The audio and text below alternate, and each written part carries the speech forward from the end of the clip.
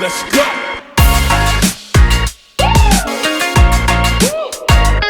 Fala galera, Theo Hayashi aqui com vocês em mais um episódio do podcast do Theo, saindo aqui, como de praxe, toda segunda-feira, episódios frescos, falando sobre espiritualidade, sobre sobrenatural do Espírito Santo.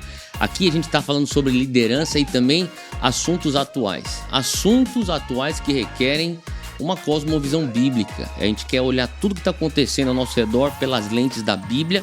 E eu vou falar justamente sobre isso, um acontecimento que envolve o Papa numa fala que eu acho que foi uma bola fora e eu vou explicar por quê. Mas antes de eu entrar para dentro desse assunto, eu queria dar boas-vindas a você que está conosco pela primeira vez. E você que já é de casa, está aqui de volta sempre, sinta-se em casa. Para o pessoal que está chegando, como sempre, vamos lá nos nossos 3 Cs: curtir, compartilhar, comentar. Curta aqui esse vídeo aqui, porque daí ele vai sugerir mais vídeos como esses para você e você vai ser edificado com mais conteúdos. Você também pode compartilhar, então espalha isso para geral nos teus grupos de WhatsApp, para todo mundo que você acha que isso aqui vai abençoar. E também comentar, porque a gente quer escutar aquilo que você está pensando, está achando do conteúdo do nosso podcast. Então, vamos para dentro do nosso assunto sem mais delongas. Eu estou aqui falando sobre o vídeo do Papa Francisco. Então eu vou dar um play aqui, porque eu recebi recentemente esse vídeo, na verdade há um mês atrás, só que eu tô com esse negócio aqui no meu coração, tentando entender como é que a gente aborda isso e assim, não tem outra maneira a não ser bem na lata, como a gente faz aqui e biblicamente.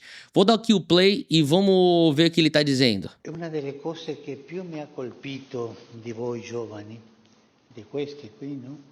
È la capacità del dialogo interreligioso. E questo è molto importante, perché se voi incominciate a litigare, la mia religione è più importante della tua, la mia è la vera, la tua non è vera, dove ci porta questo? Qualcuno risponda, dove? Someone respond. Where would it lead us? Forte. La distruzione. E così. E ci vuole litigare. Tutte le religioni sono un cammino per arrivare a Dio. Aí, ó, já tá começando. Bem sutil. Na verdade não é sutil, tá na lata. Sono come diverse lingue, diversi idiomi per arrivare lì. Ma Dio è Dio per tutti. E come Dio è Dio per tutti, noi siamo tutti figli di Dio. Aí ele já pisou na Mas bola, meu porque Dio não é todo é mundo più que é filho de importante Deus. Eu del já vou tuo. explicar. È vero quello? C'è un solo Dio lì. E noi sono idiomi, cammino, lingue per arrivare a Dio. Qualcuno è Sikh, qualcuno musulmano, qualcuno Sikh, Muslim, hindi, qualcuno cristiano, Indo, ma sono Christian. diversi cammini. There are different paths. Calma aí. Então o cara tá falando o Sikh, o muçulmano, o hindu, todos os caminhos levam a Deus. Eu quero que você entenda que é isso que ele tá falando aqui. Vamos lá. Ele não tá dizendo entre protestantes, católicos romanos, não. Ele tá falando sobre esses outros caminhos religiosos que nem contemplam a figura de Cristo. Understood?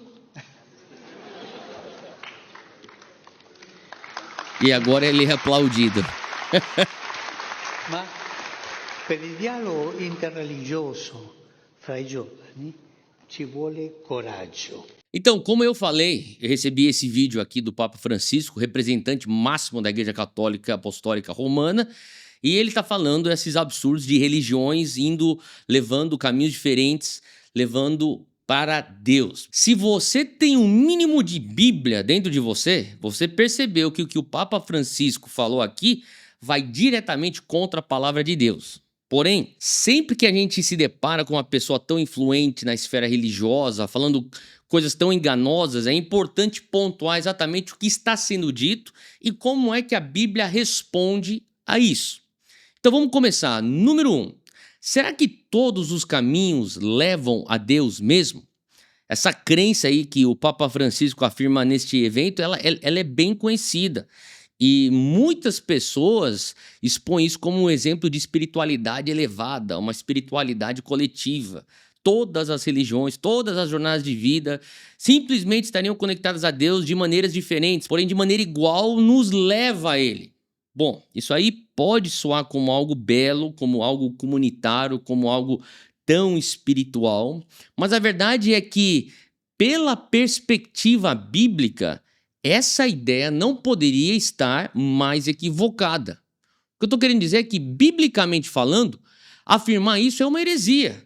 A heresia do universalismo, que crê independente de suas escolhas em vida, no fim todos seremos salvos por Deus, que é simplesmente bom demais para que algum de nós venha se perder. Então essa crença vai diretamente contra o que Cristo ensina nas Escrituras. Cristo nos mostra que não são todos os caminhos que levam a Deus, mas apenas um, Ele mesmo, Jesus Cristo. É Ele que diz lá em João 14, eu sou o caminho, a verdade e a vida, ninguém vai ao Pai se não for por mim. O que a Bíblia nos ensina é muito claro, qualquer caminho que não seja a fé em Cristo leva à perdição.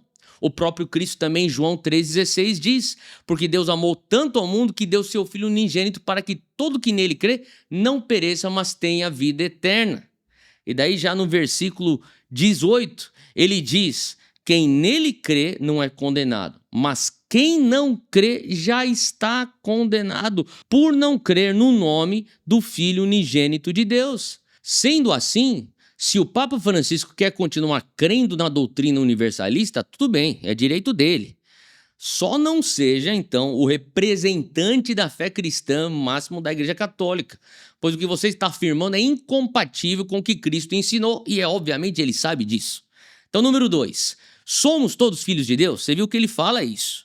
Essa aí é uma outra heresia que soa muito bem aos ouvidos da ideia de que somos todos filhos de Deus. E afirmar isso é extremamente apelativo. Para pensar, quem não quer ter Deus como pai e se sentir aceito por ele? Fala sério. Mas a verdade é que, por mais que isso possa soar duro, a Bíblia não ensina isso. Olha só o que está escrito em João 1, versículo 12. Contudo, aos que o receberam, creram em seu nome, deu-lhes o direito de se tornarem filhos de Deus. Perceba aqui, é aqueles que receberam e creram no seu nome que se tornaram, então, filhos de Deus. Os quais não nasceram por descendência natural, nem pela vontade da carne, nem pela vontade de algum homem, mas nasceram de Deus, diz a Bíblia. Então, meus caros, fica claro que a nossa filiação para com Deus está reservada àquele que crê em Cristo como Senhor e Salvador. Em suma, Deus é criador de todos e Pai daqueles que o escolhem. É só quando cremos nele como nosso Senhor e Salvador que recebemos esse espírito da adoção que clama Abba Pai, e só assim podemos afirmar que Deus de fato é o nosso Pai. Não é isso que Paulo fala em Romanos 8,15? Ele fala assim, mas receberam o Espírito com E maiúsculo, é o Espírito Santo, que os adota como filhos, por meio do qual clamamos Abba Pai, ou Papai. O próprio Espírito testemunha ao nosso espírito que nós somos filhos de Deus.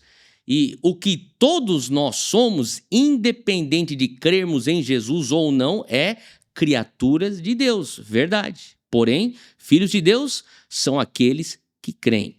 E chegamos aqui, número 3, muito importante de dizer, a importância da reforma protestante. Agora, de tudo que estamos falando aqui, nada disso é teologia avançada.